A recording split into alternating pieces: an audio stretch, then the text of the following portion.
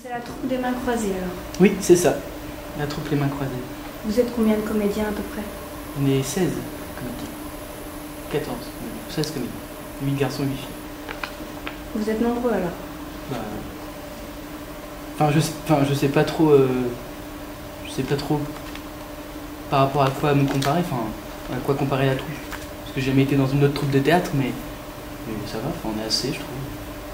C'est le bon nombre, j'ai envie de dire. Trop, ce serait trop. Un peu assez, ce serait pas assez. Donc voilà.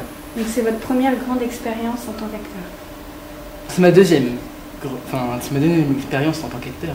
Parce que l'année dernière, j'avais déjà joué dans l'ombre de Peter Pan. Donc c'était déjà un grand projet. Et cette année, c'est vrai que c'est encore plus grand. D'autant pour moi, c'est sûr que c'est encore plus de responsabilité, plus d'investissement vu que j'ai le rôle de Jack. Oh, une rose.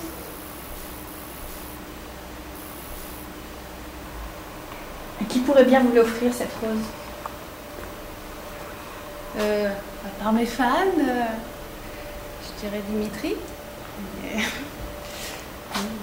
Pourquoi Dimitri vous offrirait une rose? Parce que Dimitri et moi, nous avons une relation un petit peu particulière, puisque nous... Pardon, je vais enlever le... Elle souffre un petit peu. Nous vivons ensemble depuis quelques temps maintenant, et c'est vrai que ça fait 5 ans que nous sommes en relation. Donc c'est vrai que j'ai la chance de pouvoir m'associer à ce projet grâce à lui, grâce à cette relation que nous avons et grâce à la confiance que nous avons l'un dans l'autre. Toutes ces conneries-là. Écoute, t'as tant de culture, tu sais qu'il va s'entendre pour dire ça pour la finalité. Donc là, au moment où il s'entend quand je t'aime, non, Jack! Je suis grand.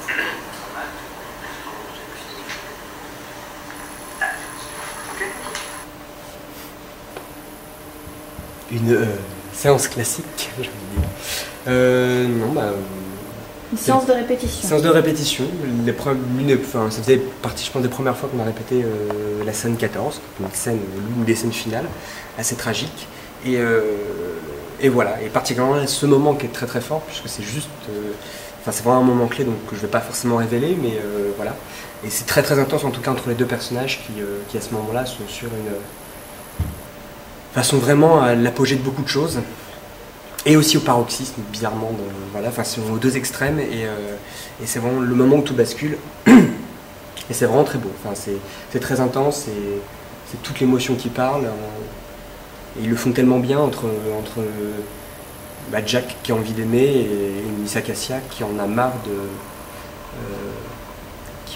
de recevoir un amour qui est parfois un peu biaisé. Bon, je pars en voyage, hein. C'est ça? On va où? Où vous voulez? À Grenade. J'aime bien Grenade, l'Andalousie, les odeurs de l'Espagne. Alors à quoi vous fait penser ce baluchon? Il me fait penser à Méliès, bien sûr, à son excentricité. Il me fait penser à Jacques, à Lingus, à ce voyage initiatique. Un trio. Un véritable trio. Vivant, complice. C'est lourd ici là-dedans. Et vous partez où en voyage alors avec ce baluchon? Andalousie, bien sûr. Et j'y vais en planche à roulettes. Eh oui. Sinon c'est trop facile. Ah, ce sont les talons de Marion. C'est ça? J'imagine. Oui. Marion, donc, qui malheureusement, chose du 41, et qui n'a pas pour habitude de porter des talons hauts, puisqu'elle-même est déjà assez grande. C'est vous qui lui avez appris à marcher? J'ai tenté de lui apprendre à marcher, mais après tout vient d'elle. Mais oui, on a passé pas mal de temps sur la marche, également avec Anna. Et je pense que tout ça pour en venir au fait qu'au-delà des costumes, je m'occupe aussi, j'assiste beaucoup Dimitri dans la gestion du corps du comédien. Après, c'est vrai qu'il y a certains comédiens, comme Luna, comme Marion, comme Claire, qui ont un rôle aux antipodes de ce qu'elles peuvent être au quotidien, à savoir prostituées. Tant mieux. Pardon? Tant mieux. C'est sûr, tant mieux pour elles. Oh Qu'est-ce donc? Ah, c'est le livre de Roméo et Juliette. Ils sont d'une unité, mais je pense que c'est plutôt Roméo et Juliette qui nous intéresse. C'est deux choses. Je pense que c'est un petit message pour l'année prochaine. On commence déjà à penser au projet de l'année prochaine. On n'a même pas fini celui-là, qu'on pense déjà à celui de l'année prochaine, enfin surtout Dimitri. Et puis bon, il m'en a parlé, donc forcément je suis mêlée à ça. Et puis, moi, Roméo et Juliette, ça me fait aussi penser à la danse classique, puisque moi je fais de la danse classique depuis des années. Forcément, Roméo et Juliette, c'est aussi la danse. Quel sera votre rôle, vous pensez? Pas Juliette, ça c'est sûr. Roméo, je pense pas. Hein. Je pense que là, ça va être difficile aussi. Mais je sais pas. Le rôle que Dimitri aura envie de faire jouer, en tout cas, je pense que je le prendrai comme un cadeau. Parce que... Il y a La Semaine dans la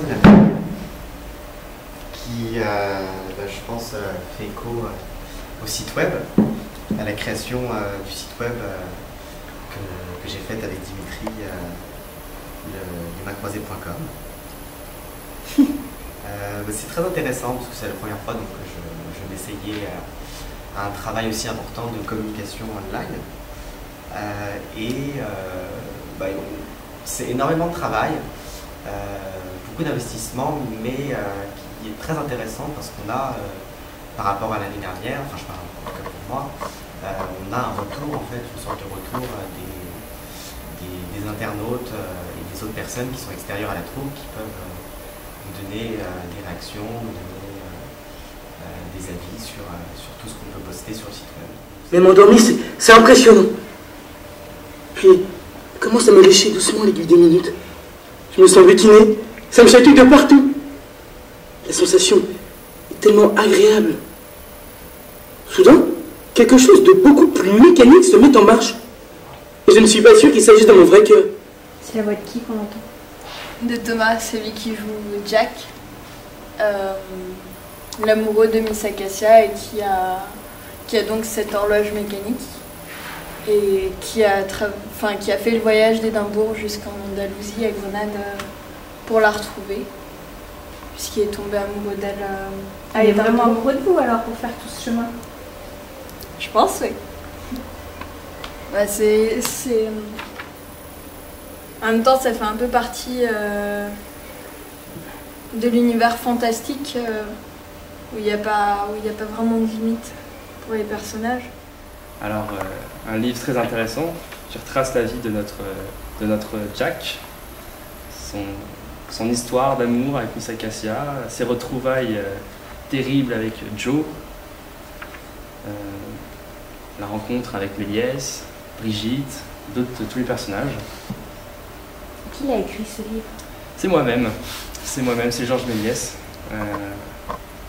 Alors Georges Méliès est à la fois écrivain, cinéaste. Magicien un peu aussi. Et vous-même artiste. Vous avez des vocations assez semblables. Ouais. Vous sentez proche de ce personnage? Ouais, j'aime beaucoup ce personnage. Il est plein de vie. Il a vécu des trucs pas très sympathiques avec une fille et malgré tout il recommence, il reprend goût, c'est déjà qui lui donne envie d'y recroire.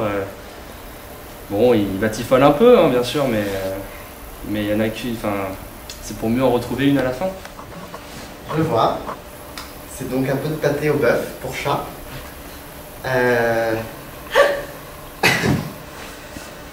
Eh bien, ça tombe bien, j'ai pas eu le temps de déjeuner. Donc, je vais pas faire ça devant la caméra, mais juste après. Ça pourrait être la pâtée de Lingus, pourquoi pas, le personnage que je joue, qui est donc un chat qui était à la base un chat et qui est devenu petit à petit humain pour consoler sa maîtresse de chat. Qu'est-ce que ça vous fait d'interpréter un chat? Ça me fait revivre déjà mes premières heures de théâtre où j'avais eu mon premier grand rôle, un chat, mais un vrai chat. Et finalement, il n'y a pas tellement l'aspect du chat, mis à part pour certaines attitudes, certaines gestuelles. Mais au final, c'est plus la personnalité du personnage qui n'est pas forcément liée à un chat.